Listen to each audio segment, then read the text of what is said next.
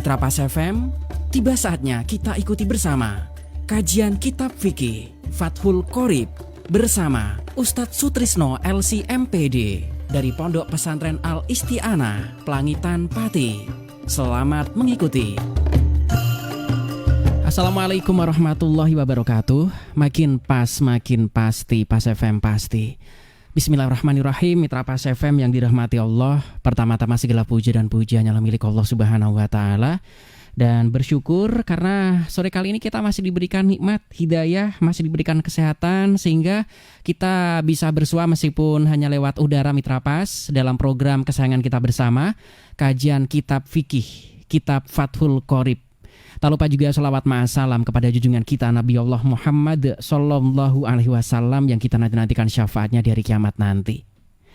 Baik Mitra Pas FM yang dirahmati Allah, senang rasanya sore kali ini saya Arif Fanili bisa kembali hadir untuk Anda dalam program kajian Kitab Fikih. Nah, fikih sendiri merupakan ilmu pengetahuan tentang syariah, pengetahuan tentang hukum-hukum perbuatan bagi orang yang mukallaf, yang sudah terperinci berdasarkan dalil-dalil dari Al-Quran dan As-Sunnah atau Al-Hadis Mitra Pas. Jadi enak untuk kita pelajari bersama, runtut ya. Nah, kitab fikih, kitab Fathul Qorib ini merupakan kitab yang cukup populer di kalangan pesantren, disusun oleh Ibnu Qasim Asy-Syafi'i. Secara ringkas, disusun sedemikian rupa dan juga sistematis, dan kitab ini merupakan penjelasan dari kitab yang dikarang oleh Al-Qadhi Abu Syuja, yaitu Al-Ghoyah buat takrib Mitra Pas. Dan tentunya nanti apabila memang masih ada kesempatan, Anda bisa bergabung melalui SMS dan juga WhatsApp di 085277 999101 ataupun line telepon bisa Anda manfaatkan juga di 0295385877, atau Anda komentar di Facebook karena kami juga live menggunakan audio visual Mitra Pas ya. Baik, sore ini sudah rawuh di Studio 1 Radio Pas FM Pati narasumber kita untuk memberikan pencerahan. Beliau adalah Al-Ustadz Sutrisno LC MPD dari Pondok Pesantren Al Isti'anah, Plangitan, Pati. Assalamualaikum warahmatullahi wabarakatuh, Ustadz. Waalaikumsalam warahmatullahi wabarakatuh. Monggo, Ustadz. Assalamualaikum warahmatullahi wabarakatuh. Alhamdulillahi rabbil alamin. Assalatu wassalamu ala asyrafil anbiya'i wal mursalin wa ala alihi wa sahbihi ajma'in. Amma ba'du. Pendengar Radio Pas FM yang berbahagia, sore kali ini kita akan mengkaji kitab Fathul Qorib, masih dalam lingkaran tentang darah haid, darah nifas dan juga darah istihadah. Bismillahirrahmanirrahim. Qala al-mu'allifu rahimahullahu ta'ala wa nafa'ana bihi wa bi ulumi fid dharaini amin amin ya rabbal alamin. Bismillahirrahmanirrahim. Wa aqalut tuhri, ini kemarin tentang apa? Darah haid. Penjelasannya kemarin ada aqalul haid dan ada ghalibuhu dan juga ada aktsaruhu. Sekarang pembahasan tentang wa aqalut tuhri, utawi sidik-sidike sesuci bainal haidataini ing dalem antarane haid loro.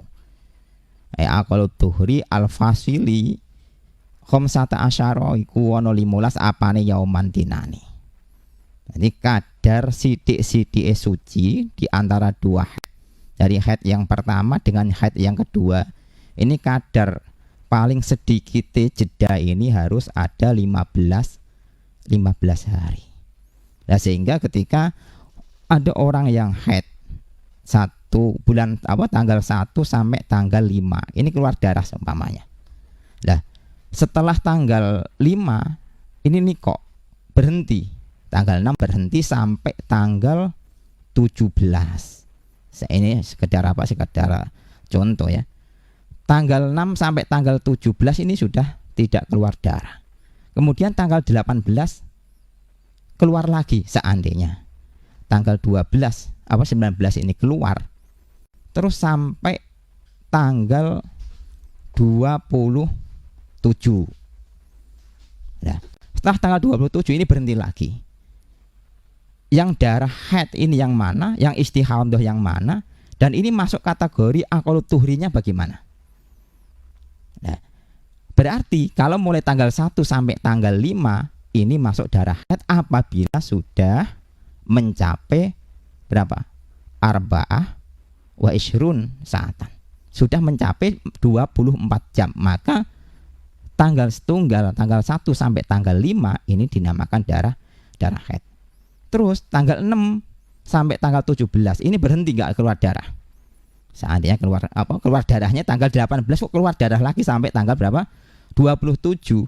Maka hitungan tanggal 5 sampai tanggal 17 ini belum mencapai 15 hari. Ini belum kategori aqallut tuhri. Aqallut tuhri itu seharusnya mulai tanggal 5 ini sudah mulai berhenti tanggal 6-nya. Ini harus ada hitungan 15 hari. Ini baru dikatakan aqallut tuhri. Tapi seandainya kok tanggal 17 itu sudah keluar darah, sampai tanggal berapa?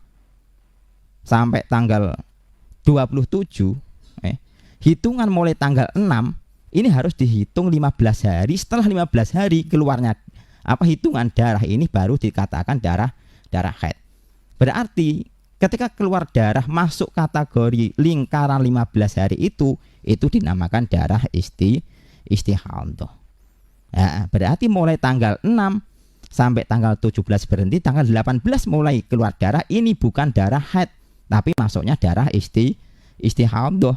Tanggal 18 sampai hitungan genapnya 15 hari berarti tanggal 21. Nah, ini sampai tanggal 20 21 baru dihitung ini keluar darah haid. Nah, ini yang dinamakan aqallut tuhri. Sithik-sithik haid niku, sithik suci niku napa? 15 hari. Wa amma ghalibut tuhri fayuk tabaru bi ghalibil haidi. Anapun utawi ghalibut tuhri iku fayuk tabaru mengkonten itibar apa ghalibut tuhri bi ghalibil haidi kelawan ghalibi haid. Fa ing kana mongko lamun ana apa al haidu haid iku sitan 6 ya fahtuhru mongko utawi suci niku arbaun 4 wa isyruna 20. Nah ghalibe nek biasane napa haid itu cuma 6 hari berarti ghalibe suci niku dalam keadaan 1 bulan tadi yaitu berapa? Situn wa isyrun. Berarti arbaun wa isyrun. Dari 24 hari itu ghalibe. Wala hadalan orang batas iku maujud li aksarihi maring akeh-akeh haid. Akeh-akeh suci. Kalau batas untuk perempuan yang suci ini tanpa ada batas. Berarti ada putri Kanjeng Nabi Sayyidah Fatimah niku dalam keadaan seumur belum pernah mengeluarkan darah haid. Yang tidak mengeluarkan darah haid. Niku sinten? Sayyidah Fatimah. Jadi tidak dinamakan Haura Adamiyah gitu. Ibnati Fatimah iku bidadari ini menungso sebabnya napa lam tahid wa lam tatmas. Ya mbake enggak pernah napa mengeluarkan darah haid. Dinamakan Sayyidah Fatimah wa inna masamaha Allahu Fatimah di anamullah Fatimah disapeh diselamat ke sangga geni neraka. Wa aqallu zamanin utawi sithik-sithik zaman tuhidukan haid fihi ing dalam zaman sapa almar'atu wong wadon iku usinina 9 tahun. Ini keterangan seperti kemarin sithik-sithik zaman nalikane napa cah wedok niku wis mulai haid niku umure 9 tahun. Tapi kemarin sudah kita perinci 9 tahun itu kalau seandainya keluarnya darah sebelum 9 tahun di situ ada waktu itu bisa digunakan untuk haid dan juga suci, maka waktu tersebut masih kategori darah haid. Artinya 9 tahun kurang sedino, kurang rong dino, kurang sampai 16 hari. Batasnya cuma 16 hari.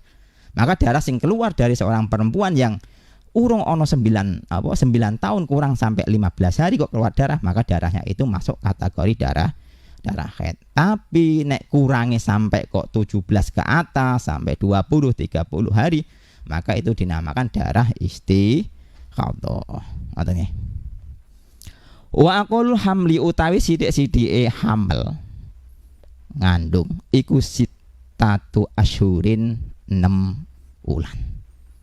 Wa aktsaruhu utawi akeh-akeh hamil iku arba usinina 4 tahun. Wa ghalibuhu utawi ghalibe kaprae napa hamil iku tisatu asyurin 9 bulan. Nah niki. Jadi aqallu hamli niku sita tu asyur 6 bulan. Dadi ana wong nikah nikah akad nikah mulai tanggal napa semampane tanggal niki apa Juli, awal Juli nikah. Ternyata sebelum 6 bulan kok keluar napa nglahirake. Lah iki satu pertanyaan. Pada akol hamli kudune 6 bulan. Lho berarti ya wallahu alam bisa. Intinya akol hamli sithik-sithik hamil niku 6 bulan. Kurang dari 6 bulan ya enggak bisa. Wa aktsaruhu arba usinina. Oh. Wah, akeh napa hamil niku sampai patang tahun sinten niku? Ibuke Imam Syafi'i.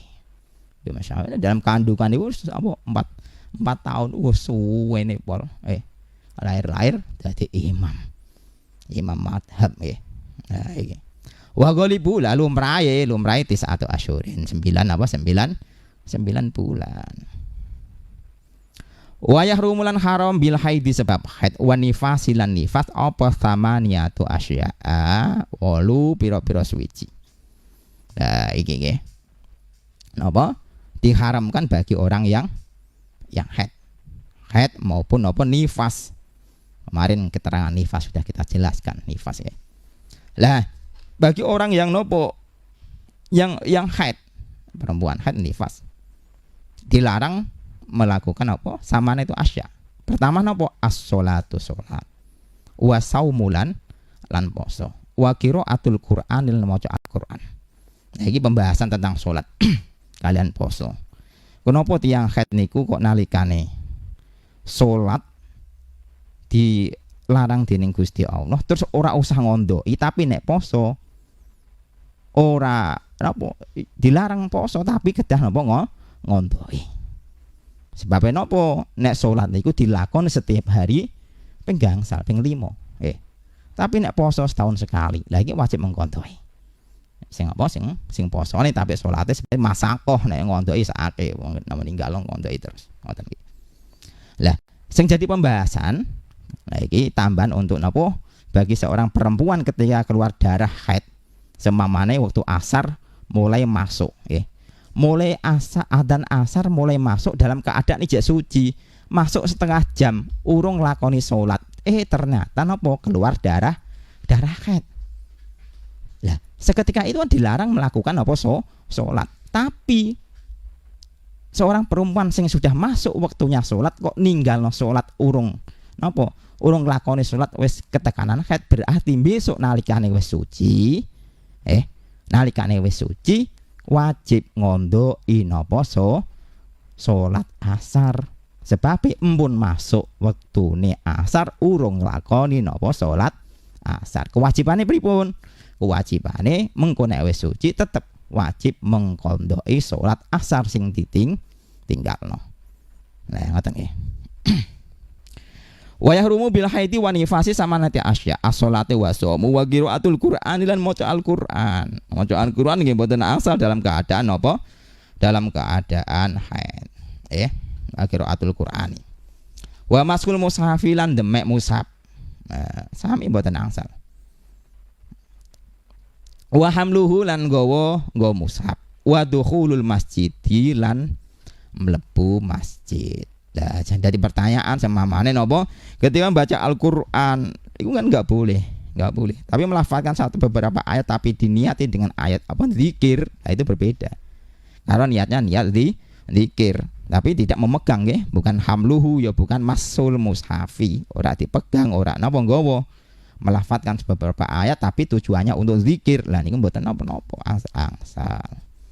Sampai ketika ada pertanyaan kemarin pas ziarah, apakah boleh seorang perempuan itu ziarah kubur dalam keadaan haid? Ya, kalau ziarah dalam keadaan haid enggak masalah. Yang jadi permasalah itu apabila membaca Al-Qur'an, maca Yasin, niat maca Al-Qur'an. Lah itu enggak boleh. Nek melafadzkan kalimat-kalimat zikir, tahlil dan lain sebagainya, lha enggak apa-apa.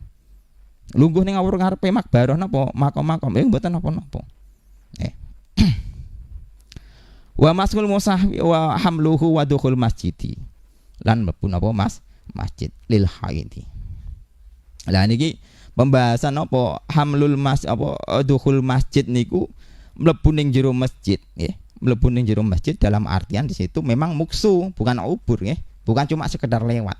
Nah lewat tok sekirane mboten napa ora kuwatir ana netese darah haid niku mboten napa-napa. Sing mboten angsal niku muksu. Tapi nek mondar mandir ning jero napa jero masjid iku ya diiktibar yo tabaru al muksu. Diiktibar dalam keadaan meneng, maka tidak boleh. Ngoten. Wa tawafulan tawaf. Wal wataulan wati wal istimta ulan istimta bima kelawan perkara bainal surati ing dalam antarane udul warbati lan dengkul. Lah ini enggak boleh dalam keadaan apa haid atau nifas, maka dilarang untuk wati atau zima berkumpul sama istri istimta dan ngalap seneng-seneng antarane udul lan dengkul, itu juga tidak diperbolehkan. Wa yahrumulan haram alal junubi ing atase wong kang junub apa khamsatu asya lima pira-pira suci-wici. Nah, ini bagi orang yang junub, ini bagi laki-laki nggih. Sing pertama as-sholatu salat. Sami salat juga enggak boleh. Wa qiraatul Qur'an lan maca Al-Qur'an. Lho, nalikane nopo junub yuk enggak boleh nopo salat, tapi kewajibane nopo yuk kewajibane langsung ndang mandi. Wajib salatnya wajib tapi dalam keadaan suci. Ngoten nggih. Wa qiraatul Qur'an lan maca Al-Qur'an wa mashul mushaf lan demek mushaf wa hamluhu lan gawa mushaf wa tawaf lan tawaf walu basulan apa meneng fil masjid ing dalam masjid. Nah iki meneng ing dalam masjid. Nah niku mboten angsal ya. Meneng ning jero masjid dalam keadaan junub. Lah iki dipun sarai napa li junubin muslimin illa li daruratin, kejaba napa dalam keadaan darurat kaman ikhtalama fil masjid wa ta'addara ali khurujuhu minhu li khaufin ala nafsihi au malihi. Lah ini pembahasan ketika ada orang tidur di masjid ternyata napa junub. Lah ketika dalu-dalu arep metu saka masjid iku ora wani, wedi. Ikhtalama fil masjid wa ta'addara ali khurujuhu, arep metu wedi. Wedi krana awake dhewe ning njaba ana begal ana apa rampok. Wis ning jero gak apa-apa nggih. Karena napa undur. Utawa karena bondone nek engko metu bondone bakal dirampok. Manggo dhuwit akeh sak mamane. Nah niki mboten napa, mboten napa-napa. Ya iki ana pembahasan. Ama uburul masjidi maron bihi min ghairi muksin fala ihrumu bal wala yukrahu. Filosofi. Lah iki tentang napa ndek wau napa uburul masjid lewat lewatan masjid iki masjid enggak apa-apa dalam keadaan junub, dalam keadaan apa haid asal nang kono ora apa. Nek cara wong haid ora kuwatir nek netes. Nah muksu ya mboten asal ya. Wa taradata al junubu fil masjid bimang jilatil lubasi. Lah iki nang masjid ora lungguh tapi kok mider-mider mbok mlaku mau dalam keadaan junub ya iki mboten asal ya. Cepet ndang metu ngoten. Asal nang kono gak darurat ora kuwatir. Wa yahrumulan haram alal muhdisi ing atase wong kang hadas apa salah satu asya'a telu pira-pira suci-wici.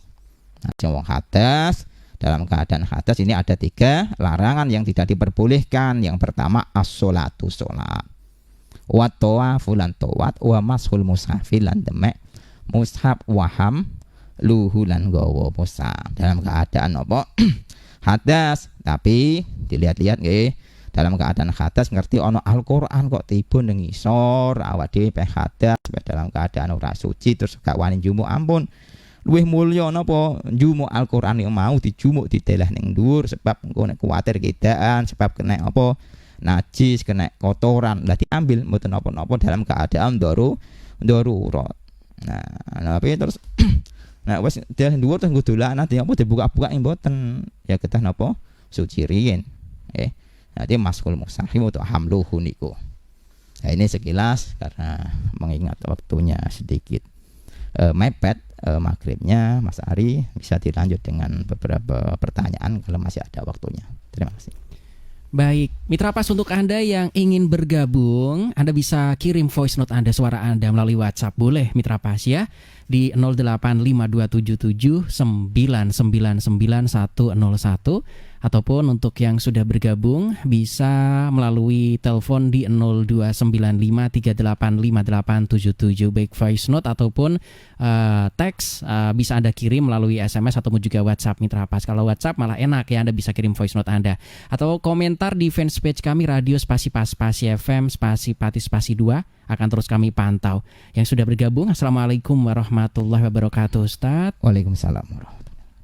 Baik, ini dari Bapak Sulhan menanyakan, Ustadz, bagaimana untuk memanage ustadzah yang mulang di TPA? Kebetulan kan TPA ini tidak semuanya yang sudah punya gedung. Terkadang ada yang masih di dalam masjid atau di emperan masjid. Nah, itu kan masih dalam kategori di masjid. Nah, kalau ustadzah yang head ini bagaimana? Apakah masih bisa diperkenankan sambil ngajari murid-murid TPA atau bagaimana teknisnya?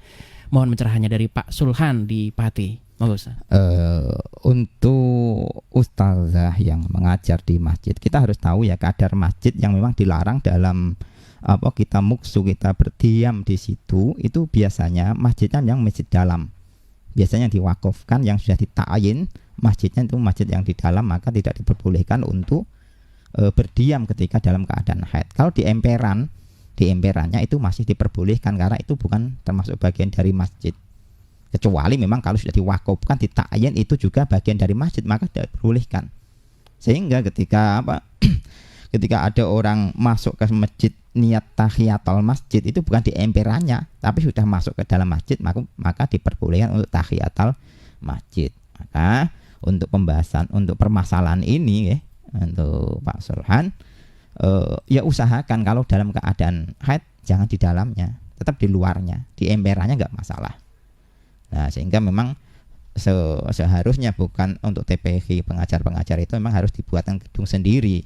Solusinya kalau memang nggak ada punya gedung ya di emperannya kan juga luas, jangan di dalamnya. Ya, seperti itu.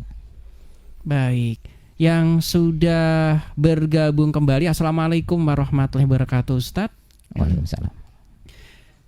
Ini menanyakan tentang berkaitan tentang tempat yang diperbolehkan atau tidak diperbolehkan bagi orang yang hadas besar untuk melewati masjid, karena terkadang kan ada beberapa masjid yang punya parkiran luas dan saya menjadi saksi bahwa itu memang diberikan kepada masjid. Ada yang bilang katanya itu tidak boleh dilewati, tetapi saya lihat itu di situ ada beberapa yang berjualan makanan dan tentunya juga ini sebetulnya masih wilayah masjid. Nah, dalam keadaan seperti ini bagaimana Ustadz?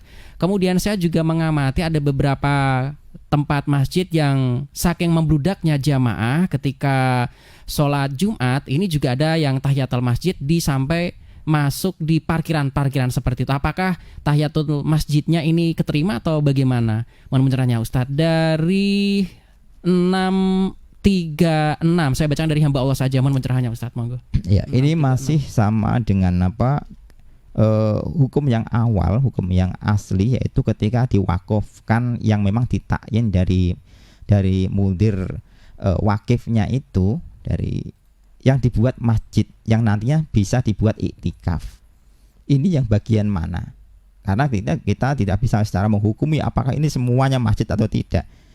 Karena yang ditakyin menjadi masjid artinya yang nanti diperbolehkan untuk iktikaf di situ, maka adalah batas-batas itu. Kalau selain itu, selain ditakyin, maka yang luarnya itu ada khiwarul masjid, sekitarnya masjid, maka itu tidak apa-apa ketika ada orang lewatan atau orang berdiam di situ, bahkan ada yang jualan, sehingga di situ tidak masuk kategori masjid.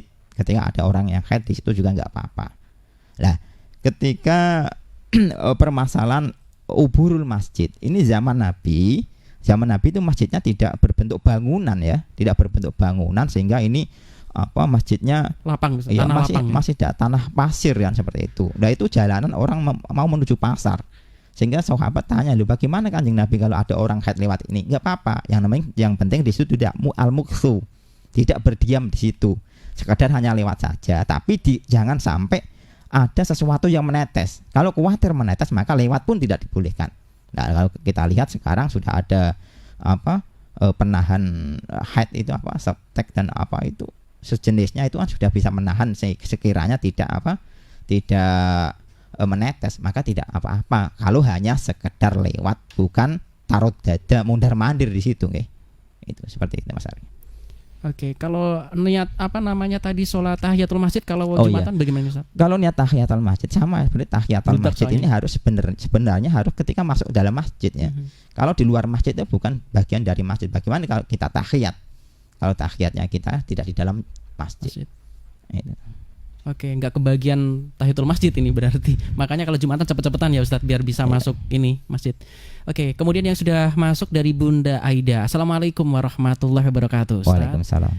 Oke, bila sedang haid kemudian diberikan amanah kebetulan Ustadz ini mimpin tahlilan dan belum suci. Nah, boleh apakah tidak, bagaimana teknisnya? Apakah membaca ayat-ayat suci Al-Quran dalam tahlil ini masuk kategori dzikir atau bagaimana Ustadz? Mohon pencerahannya, monggo. Ya. Menarik ini. Kalau untuk memimpin tahlil, seandainya bisa mengalihkan bacaan itu, tapi ingat yang dibaca itu jangan sampai kita memegang Al-Quran ya. Kalau memegang Al-Quran jelas tidak dibolehkan. Kalau memegang yang terjemahan, seandainya terjemahan di situ terjemahnya lebih banyak daripada Al-Qur'annya, maka boleh. Nah, bolehkah kita membaca tersebut? Nah, kalau kita bisa mengalihkan pembacaan itu bukan membaca Al-Qur'an tapi biniyati dzikri, niat dengan niat zikir, maka itu enggak apa-apa. Tapi kalau enggak bisa, seyuknya dikasihkan temannya sekiranya bisa memimpin tahlilan tersebut. Kalau dia khawatir saya membaca tadi enggak bisa niat zikir, maka sebaiknya dikasihkan temannya. Seperti itu. Ya, yang sudah bergabung kembali dari Assalamualaikum warahmatullahi wabarakatuh, Ustaz. Waalaikumsalam. Dari Bu Nidoh atau Mbak Nidoh menanyakan kalau menjadi jamaah tahlil, terkadang kan masih ada jamaah atau orang-orang yang mengikuti hal tersebut ini tidak bisa ikut gara-gara dapat haid, maksudnya Ustadz, seperti itu. Nah, kalau misalkan memungkinkan untuk datang, apakah hanya diam saja ketika membaca ayat-ayat suci Al-Quran atau bagaimana Ustadz? Mohon pencerahannya ini. Untuk tahlil itu rangkaiannya kan banyak. Dan yang khusus dalam Al-Quran itu kan sebagian dari prosesi tahlil, mulai dari bacaan Al-Fatihah dan bacaan-bacaan yang memang ada di dalam Al-Quran. Kalau selain di dalam Al-Quran kita ikut tidak apa-apa. Dan untuk yang bagian dari Al-Quran, kalau kita bisa mengalihkan lagi seperti tadi, mengalihkan bacaan itu menjadi zikir, bukan niat membaca Al-Quran, itu tidak apa-apa. Seandainya diam saja, ya tidak masalah juga kalau diam, tapi ya ikut membaca selain Al-Qurannya, ikut membaca. Terus kalau pas Al-Qurannya, kalau kita bisa meniatkan untuk niat zikir, diperbolehkan. Kalau tidak bisa, ya lebih baik untuk diam. Oke. Jadi teknisnya cukup mudah, nggak Ustaz? Artinya apapun kondisinya, kalau misalkan fisiknya kuat, silakan datang tahlilan meskipun hadas besar dengan teknis seperti tadi ya. Iya.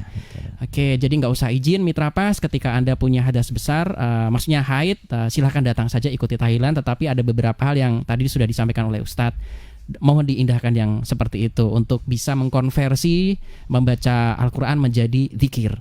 Kita sepertinya sudah di penghujung waktu, Ustadz. Tidak muat lagi kalau saya bacakan pertanyaan. Sebelum kita closing, mohon doanya Ustadz, monggo. Untuk pembahasan ini terakhir, karena sudah kemarin satu sesi dan ini sesi kedua, mudah-mudahan singkat. Haid yang kelihatannya sepele tiap hari orang mengalaminya, tetapi ini perlu diilmui atau memang perlu dikaji.